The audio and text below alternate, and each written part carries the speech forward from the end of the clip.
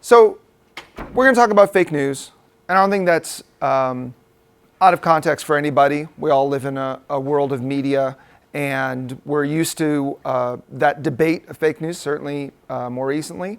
So the idea of what I did was I was researching into fake news, realized that it's deep and it's wide, and so the interest really isn't in explain to people what fake news is. I think a lot of us have a good idea of it. We'll go through a couple of examples, both currently and historically, and get an idea of that landscape. And then I would like to talk about how fake news affects our understanding of the world, how we can be better at both recognizing and dealing with fake news, not purveying fake news, in the current landscape that we have, where most of us are media outlets as well as media consumers. Anybody who's on social media is a media outlet.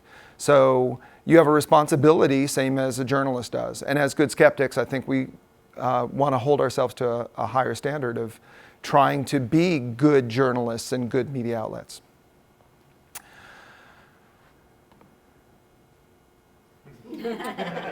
So I think everybody recognizes this.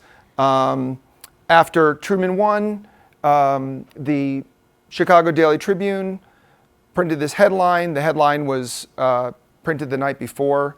That was not uncommon practice, and they had new printing technology that required them to get the papers out there early.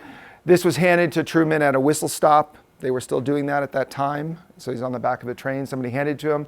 And he had some particular glee in that he had a running animosity with the Chicago Tribune, and they didn't like him either. So I think they had a little bit of joy in doing it, and he had some joy in shoving it in their faces.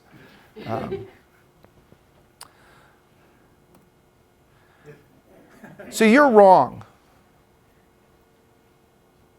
about something. I don't know what it is. And it's not minor. You're wrong about something important. You're wrong about something that will impact your life, your family's life, the community around you. And it's fundamental, and it's possibly central to what you view the world and how you view yourself. And I don't know what it is. And you may not know what it is. But it is almost assuredly true that unless you are really, really careful about every fact that you let in your noggin, you're wrong about something. And that's a difficult thing to accept. It goes against our own views of ourselves. It's challenging. And the hardest part is when you're confronted with information that goes against that thing you believe, and you need to digest it, figure out whether you're going to accept the new information or stick with what you already believe.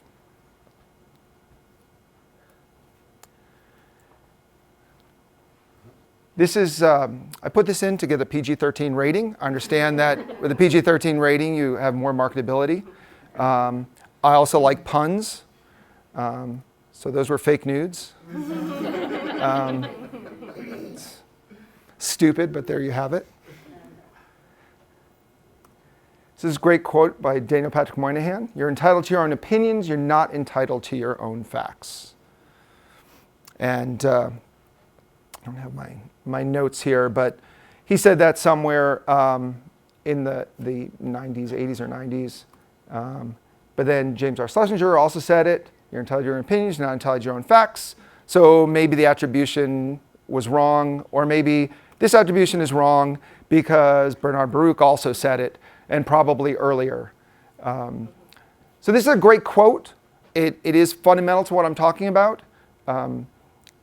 Your conclusions are your own. Your opinions about how the world should be are your own, but the facts are immutable once you determine what the facts are. And then, of course, attributions on the internet are always questionable. I can't imagine how many things that Lincoln actually said compared to the ones that have been attributed to him. So before I get into the next slide, there is a political aspect to this talk.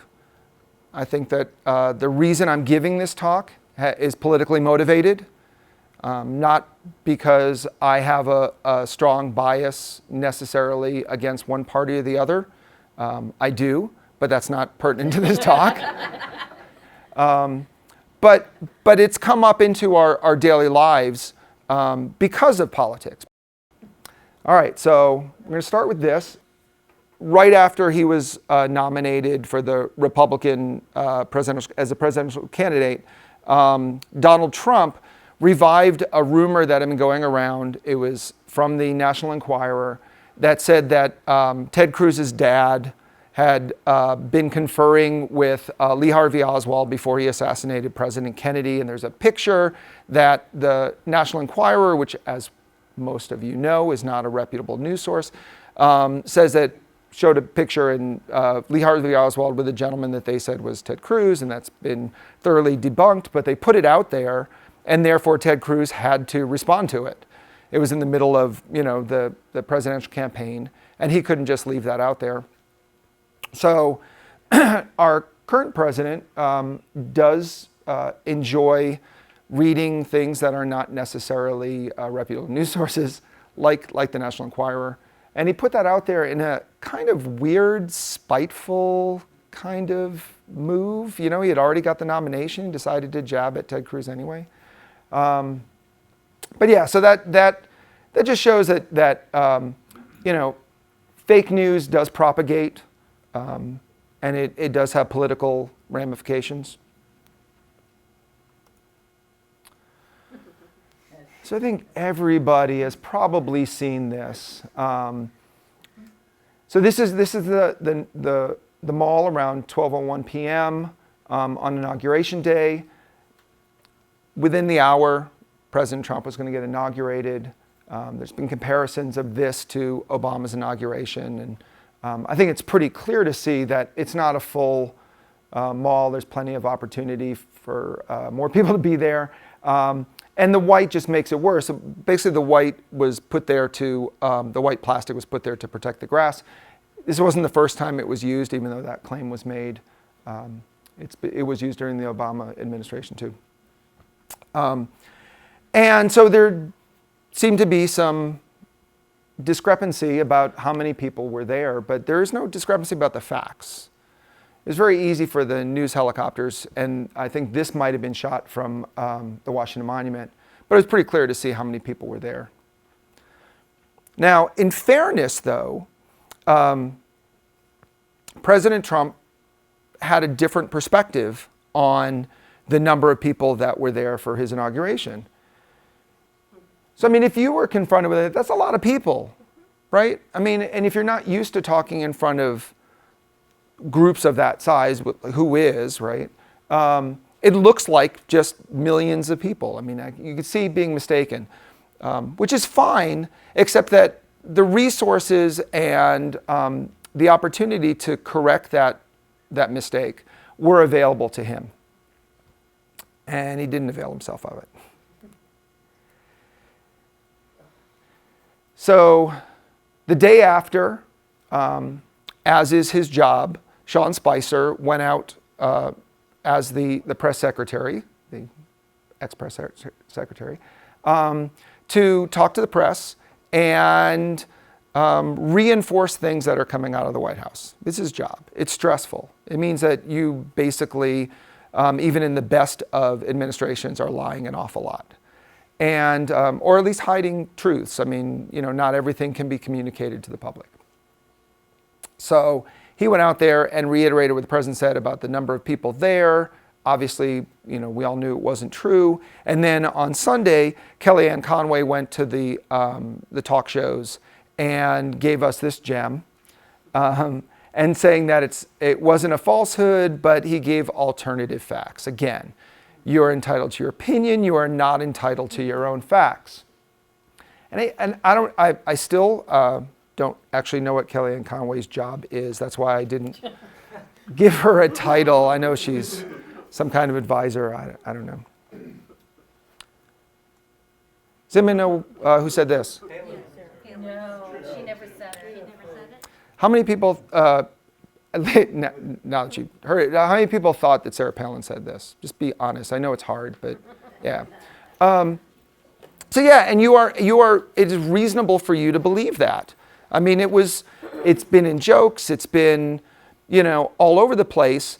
And it wasn't even that long ago, but I mean, as things go into the past, it's easier to remember the mythology than it is to remember necessarily the facts. So, in fact, no, it wasn't Sarah Palin. It was Tina Fey. It was part of a skit on Saturday Night Live. And it was a funny bit. I appreciate it. In fairness to Sarah Palin, what she said was a little more nuanced. She didn't say you could see it from our house, saying they're next door neighbors. Now, there are two islands between Alaska and Russia called Little Diomedes and Big Diomedes. And one of them is owned by the United States, one of them is owned by Russia. And there's about a 2-mile spread between them. And if it ever got clear enough, I'm sure it doesn't happen very often, but if it ever got clear enough, you can see about 2 miles across the ocean. So, not wrong, not right. The message she had to give was different, but yeah, I mean, I think we lose nuance a lot of times when we read the news, especially now when we're reading lines and not articles. So, just to be somewhat fair, afternoon, I remember landing under sniper fire.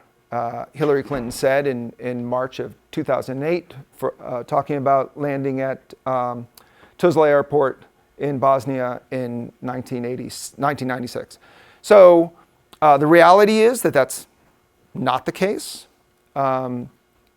She was not, in fact, Tuzla Airport in Bosnia at that time was probably the safest place in that country, and it was a safe place to be. In fact, she had said during the interview in 2008 that the reason that she went was it was not safe for the president to be there. In fact, he had visited there like 30 days before. So really there wasn't a whole lot accurate about what she said. The question then becomes, whether she was lying purposefully or whether she was mistaken, whether she had built this mythology in her mind, which is not a difficult thing to do. Because memory doesn't work the way we think it does. It's not a VCR. I think most people here know what a VCR is. It's not a digital recorder of any kind. So what happens is every time we remember something, we basically dredge it up. It gets infused with some of our current knowledge, and then we restore it, and it can be modified. So over the years, she might have really built that up in her mind as being, for whatever reason, as being a stressful situation. In a related discussion, Brian Williams, so in 2007 he said, I looked down the tube of an RPG that had been fired at us and it hit the chopper in front of us. So on face value, there is absolutely nothing true about that statement. And I don't think that Brian Williams had a motivated reasoning to lie to people. I think, again, this is a story that built up over time. So here's the timeline. So he was Tom Brokaw was the anchor at the time. He announced, Brian Williams said that the story, in that handoff that they do, he said, yeah, I understand that the helicopter ahead of you got hit by an RPG, and it must have been a particularly harrowing experience for you. So then Brian got on and said, well, yeah, the helicopter ahead of us got hit by an RPG. We had a little bit of fire coming in as well, but we landed safely. The subtlety there is that helicopter ahead of them was ahead of them by 30 to 60 minutes. So it wasn't visible to him. And They did take some small arms fire, but in the helicopter that they were in, that was of little or no consequence. It wasn't something that was going to penetrate the armor, and it wasn't something that was going to take down the helicopter. But you can see how things came down. So the first time he was almost blown out of the sky by an RPG. That's true. Wasn't immediately ahead of them, but the perception could be there. Looked down the tube of an RPG that had been fired at us, and it hit the chopper in front of us. So us, loosely, meaning both helicopters maybe, sort of metaphorically looking down the barrel of an RPG. They were hit and landed very quickly. Okay, they were hit, and they, you generally land pretty quickly, but it was not, it wasn't a threat to them. And then in 2015, so now, it's come full circle, it's become an embarrassment to him, and he had to come clean and apologize for it. But it grew over time, and he didn't have the wherewithal to step up and let a good story, get overcome by the facts. So as we've seen, sometimes people are mistaken. Sometimes stories grow. We build our own mythologies. And sometimes it's done purposefully. As in the case of Emperor Palpatine, he made it very clear that the Death Star wasn't ready. Nobody gets the reference, okay? So the Death Star wasn't ready. And in the meantime, it absolutely was.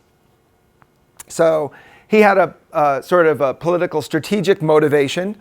Not everybody that puts nonsense out on the internet has a strategic motivation. Sometimes it's ideological. Here's an example. For those people who are not familiar with Natural News, Natural News started as a website to purvey basically the naturalist fallacy that natural is good and organic is better and non-GMO, all of that nonsense. But it's really expanded. They now trade in conspiracy theory and pretty much every wacky thing that you could possibly come up with. Not to be confused with nature.com. Nature.com is the website of the journal Nature, which is prestigious and reliable. And but I've seen that done. I've seen the two get mixed up, and that's not good. And so here's one of the articles back in May when I originally gave this talk. Somehow pulling raw milk and mercury into the same conversation. Raw milk is scary. Yes. That's why we pasteurize milk. And mercury is mostly not in vaccines. There's very few vaccines that have mercury in them at this point. It's been about almost 20 years since they took it out of most vaccines. I still think there's a couple that have it, but not they're not in general.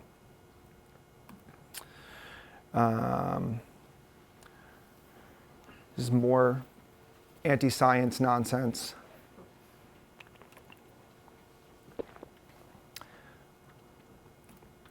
So sometimes fake news has real ramifications. Does everybody know about this story, Pizzagate? So anyway, so there was a story on Reddit. It wasn't up there very long.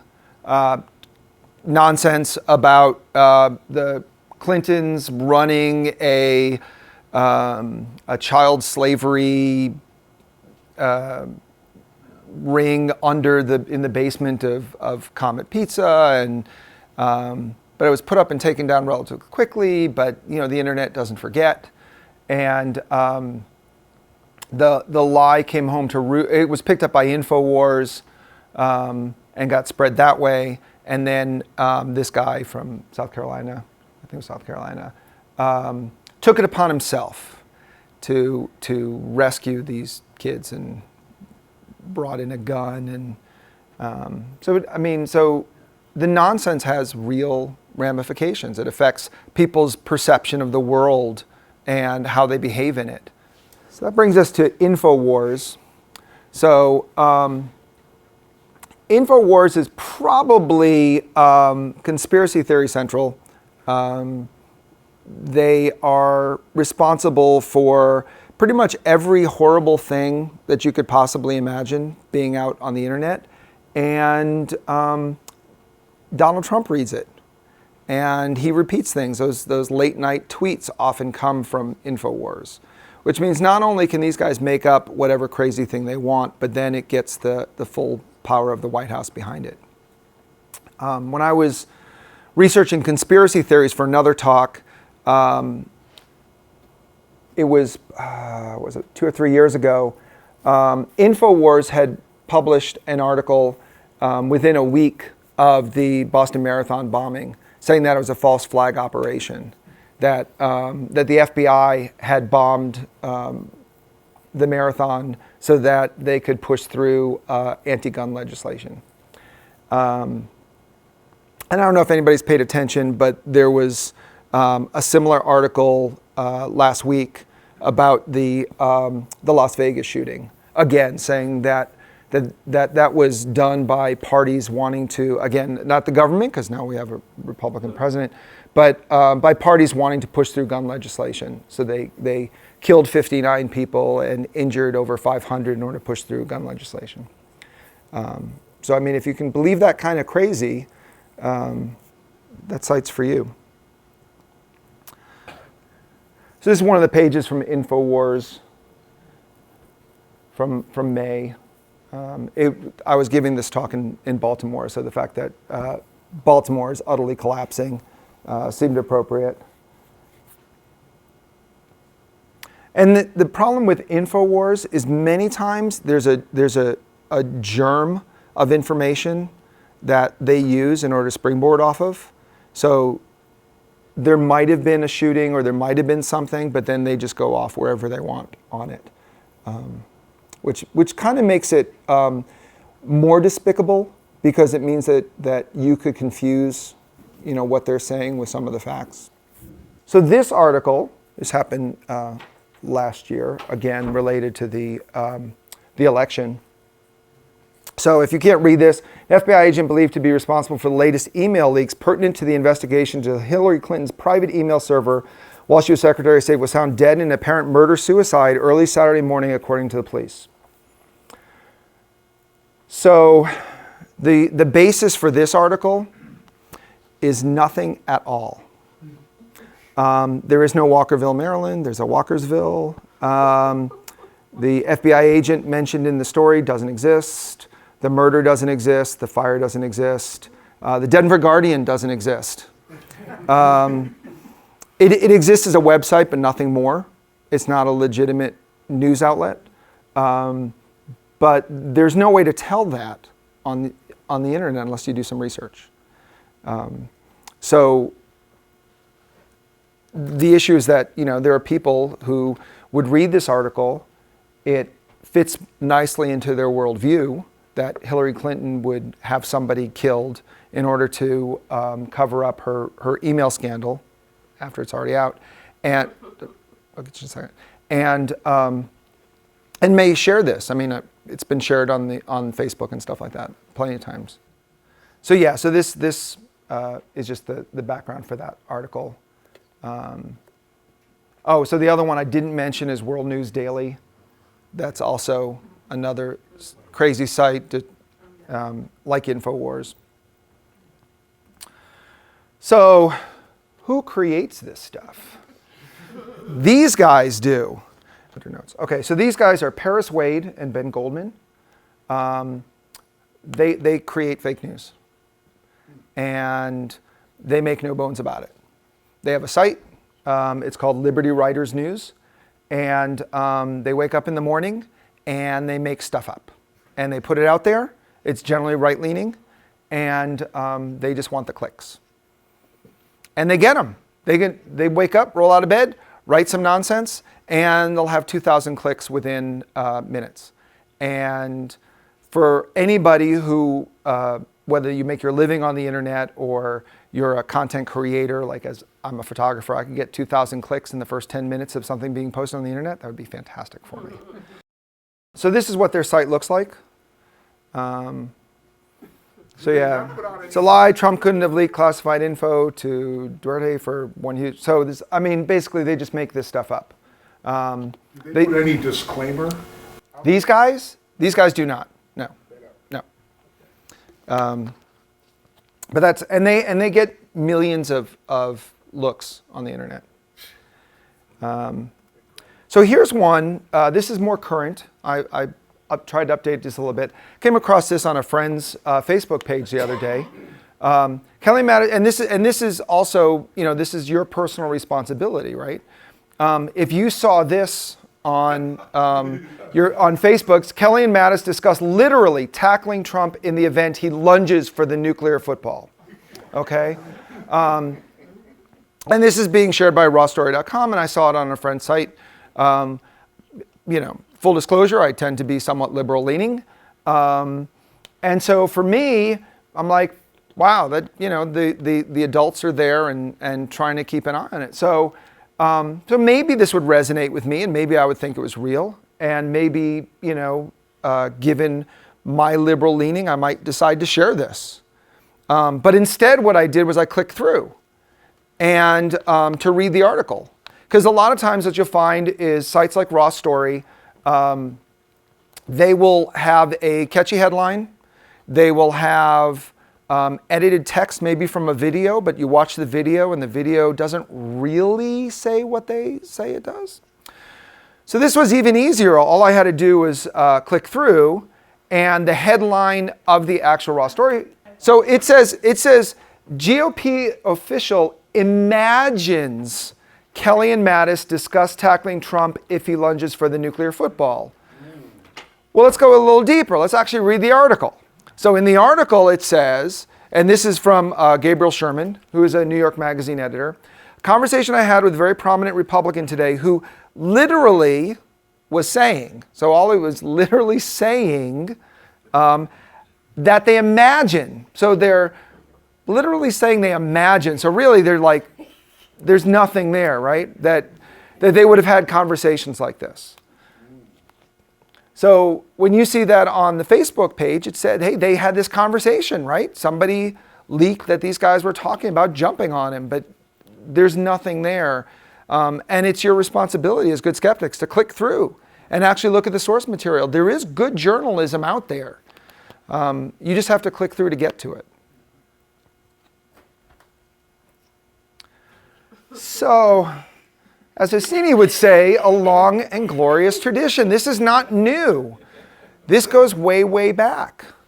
I know a lot of times, because of the prevalence in the media of hearing about fake news, you think that this is, something new.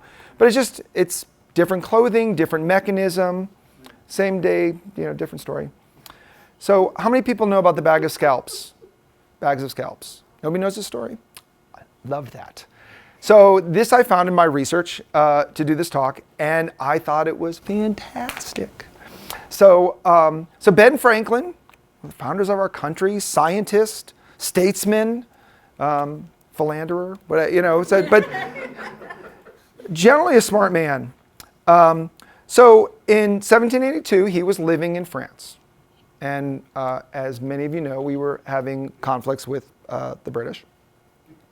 And so in order to kind of foment antipathy towards Native Americans, who were in some cases, not in all cases, cooperating with the British, because the British were telling them that they would get their lands back, and that they would, if they helped, that we could get the Americans out of here.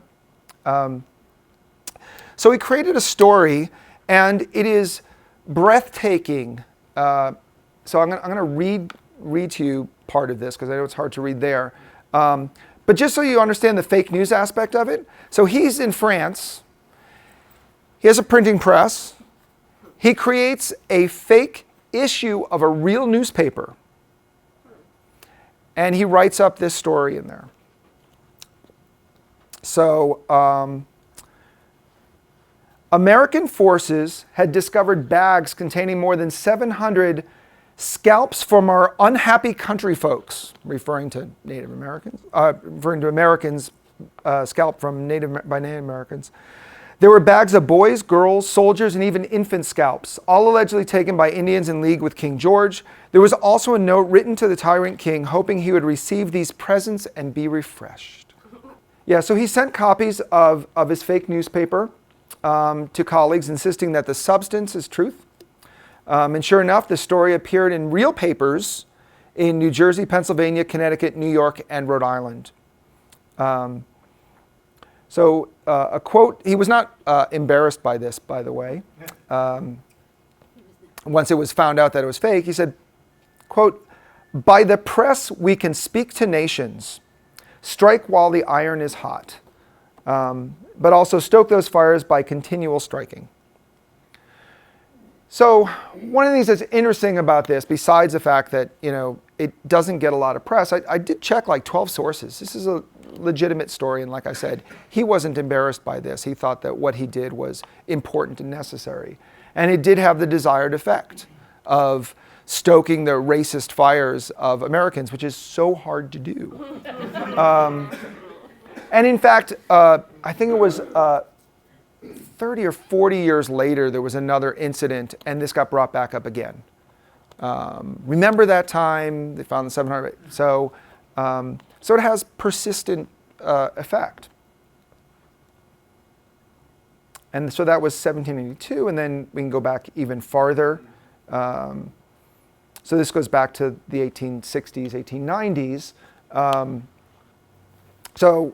This is based on an earlier story, so the story had nothing to do with Jews or the elders of Zion. And it was a conspiracy theory based on an older story about how there's this cabal that is trying to control the world. And the amazing thing about this is the legs that it has.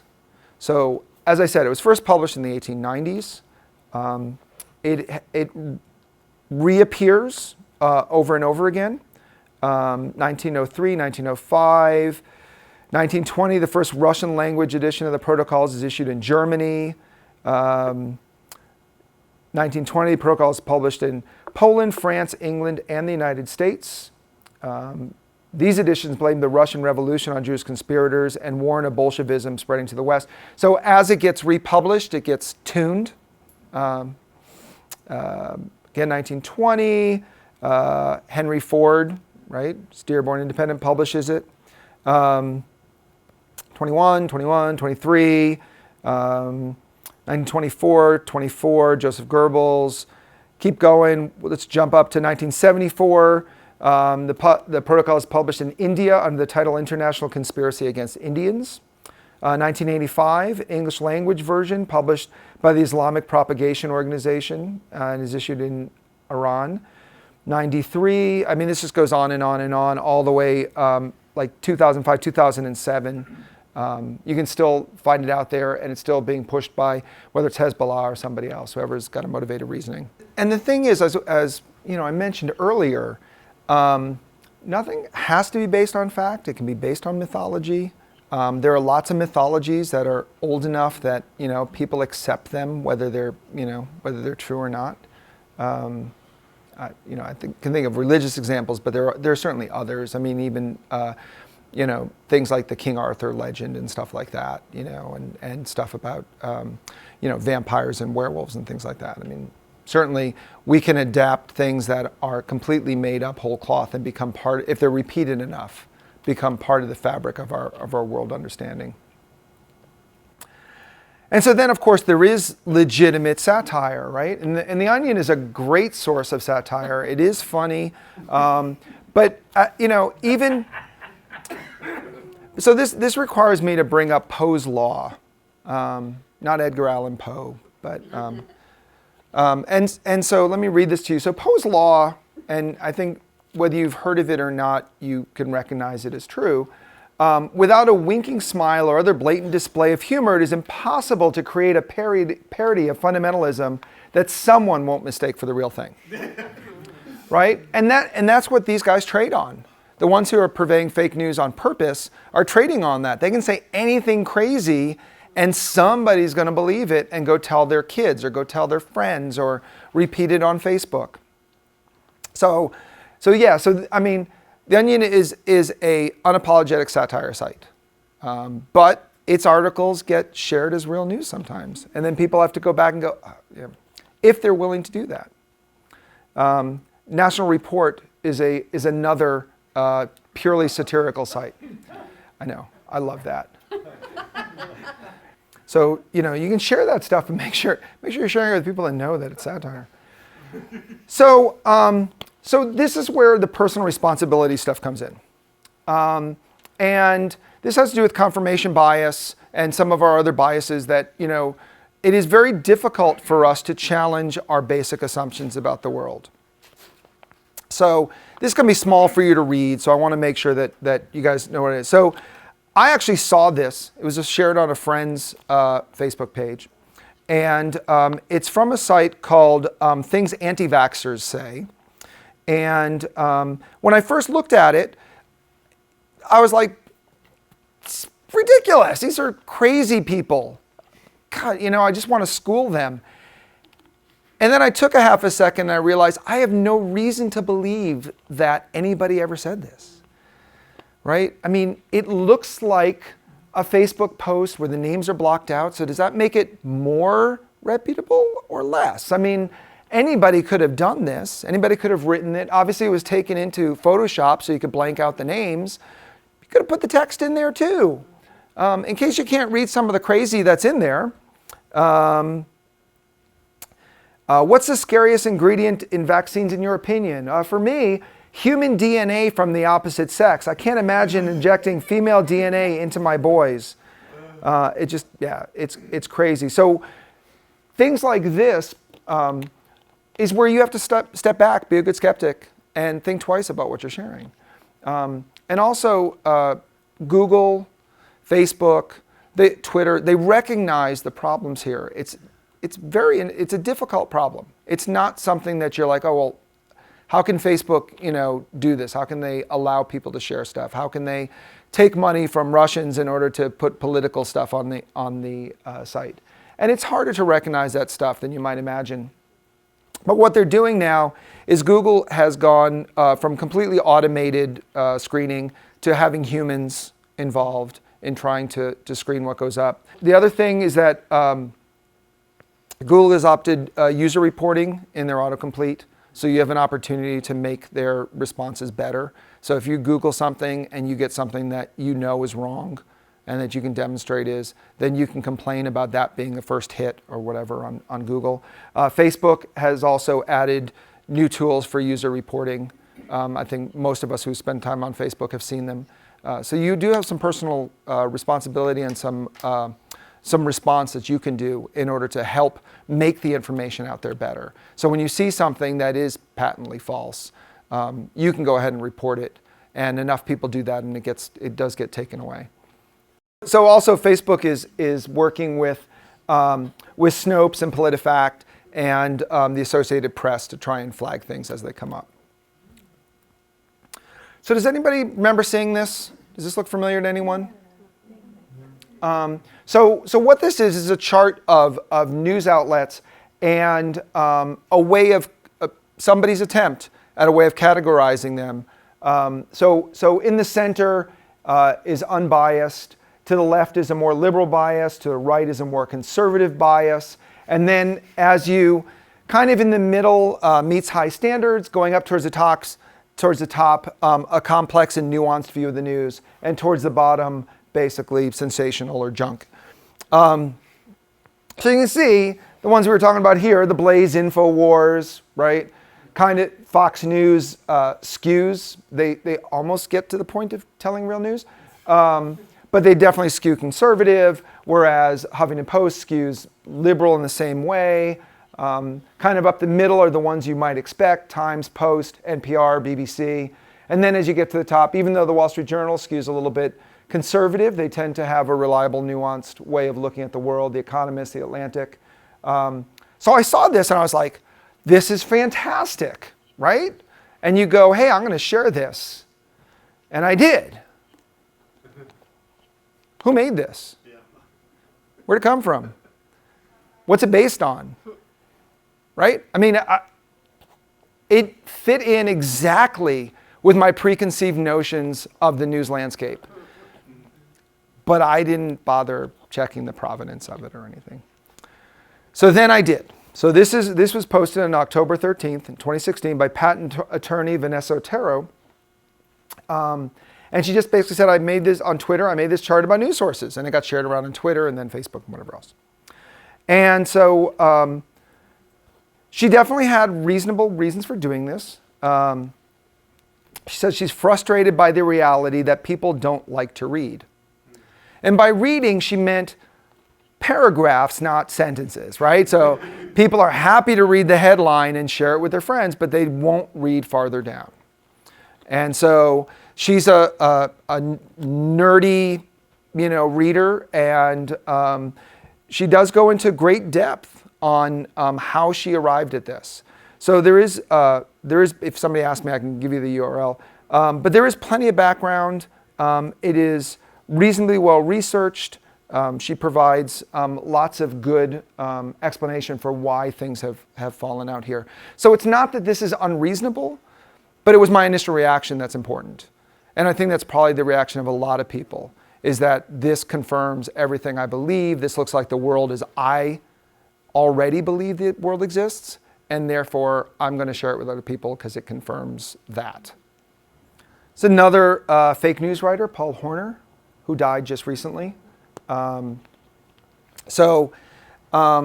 His stories included a story falsely claiming President Obama was gay and a radical Muslim. Another saying protesters were being paid thousands of dollars to demonstrate at Donald Trump's campaign rallies. If you saw those stories, that's probably where they came from.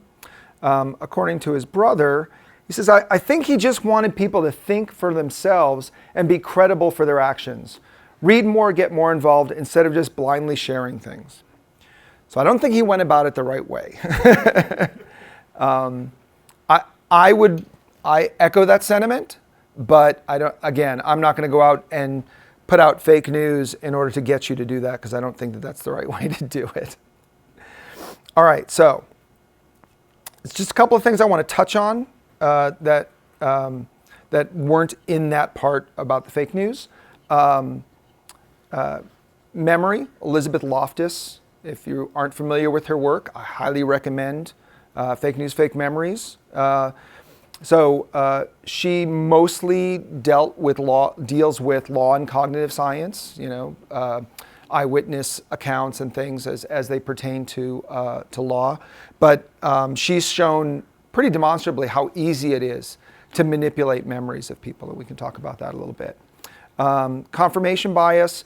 If you haven't read Mistakes Were Made But Not By Me, do so this week. Okay, fantastic book. That's by Carol Tavris, and I always remember Carol's name because I met her, but Aronson, thank you.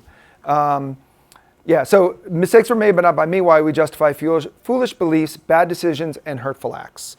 And so both the work of Carol Tavris and Elizabeth Loftus, I kind of think of that as, user manuals for your brain. And I think the more you understand how you make decisions, why you perceive things the way you do, the challenges to changing your mind about things you already believe, the better you are at being a human being. Let's see, what else? So I mentioned Paul Horner. And then there was a recent journal hoax, right? The Gender Studies Journal hoax, which was kind of a mess. But it was the fact that it got approved into like a third-rate journal and stuff like that may not be super meaningful, but it does mean that fake news can get through, even in something where you have peer review. And then, of course, the Dunning-Kruger Effect, which impacts a lot of this as well. If you're not familiar with the Dunning-Kruger Effect, it's a cognitive bias wherein people of low ability suffer from illusory superiority, mistakenly assessing their cognitive ability as greater than it is. So basically, that's the shorthand for that, is if you're not well-versed or well-knowledgeable in an area, you generally think your ability to understand that is greater than it is. Whereas if you are well-versed and knowledgeable in an area, you tend to underestimate your ability in that area. So, the takeaway for this is that, this is all our jobs, right? Certainly as citizens of a democracy who are responsible for making decisions about, the future of our country and the world we live in. Double check your sources. These are all pretty good. Not that they get it right all the time, but they're, even Wikipedia, it's better than you think it is. Set your bar high. And it's hard. I know it's hard. I have the same problems you guys do, right? I mean, when you see something that seems, just like right in with what you believe, challenge it and see if maybe, what you believe is wrong. And don't share it unless you're sure. So that's so as my friend Julia Galiff likes to say, it's called using steel man instead of having a straw man. You give your enemy or the opposite side more than the benefit of the doubt. You have to be much better than them. You have to be more sure of your facts before you challenge them. And let's see, raise the bar, and be part of the solution. Okay, thank you.